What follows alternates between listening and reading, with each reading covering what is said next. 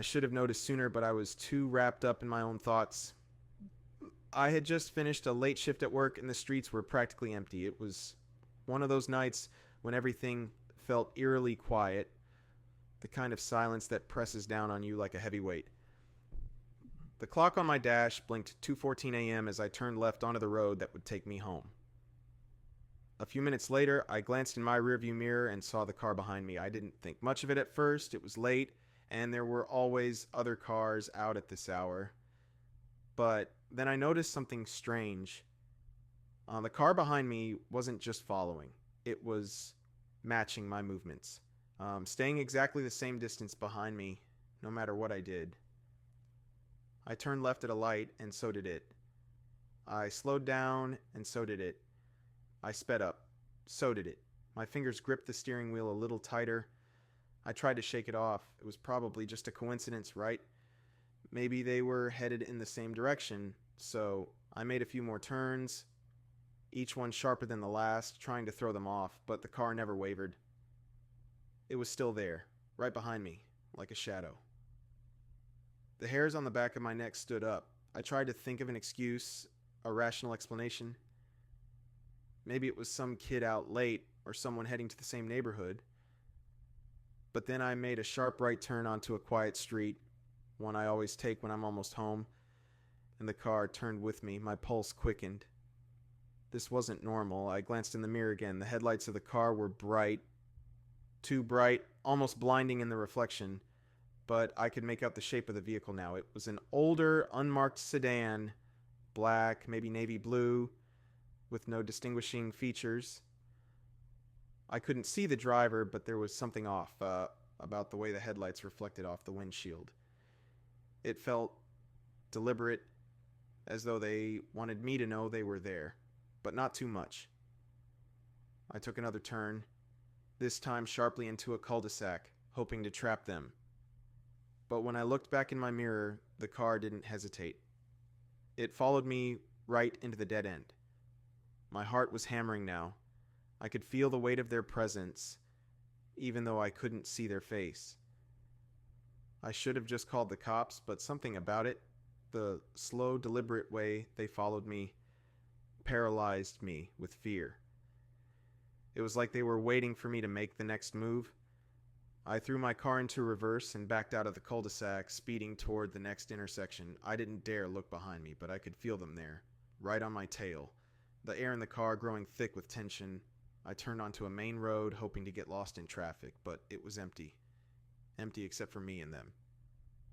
I reached for my phone in the passenger seat, but before I could even unlock it, the lights on the sedan flashed. Just once, a quick, sharp flash. It was a signal.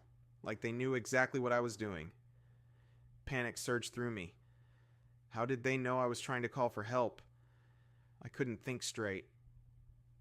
I took a sharp right, weaving through side streets, making random, erratic turns.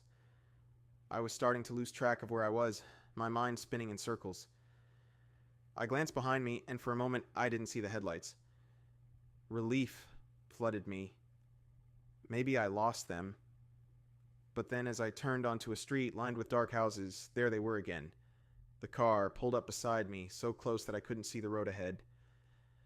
The driver's side window was rolled down, and I could just make out a shadowy figure staring at me. I couldn't see the face.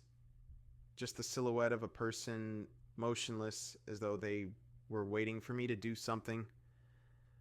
My breath caught in my throat. I slammed my foot on the gas, but the car wasn't slowing down. I could hear the faint sound of tires screeching, the engine revving. I glanced to the side and saw them pull up parallel with me, right beside my door. For a second, we were both driving at the same speed, locked in this terrible, silent standoff.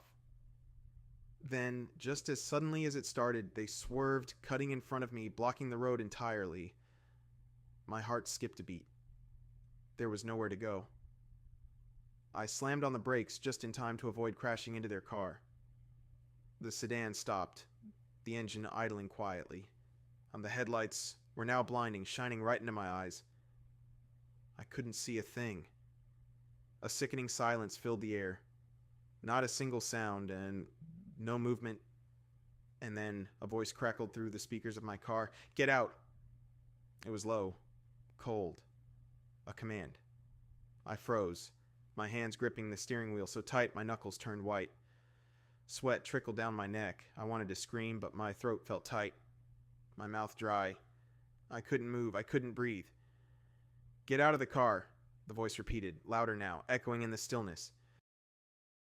Without thinking, I shifted the car into reverse, throwing it into full throttle. The tires screeched as I tore backward, my heart pounding in my chest. I didn't dare look back. I could hear the car behind me, but I didn't look. Not even when I heard the faint sound of footsteps following me down the street. I didn't stop until I reached a busy intersection where I sped through the red light, weaving between cars, praying I'd lost them.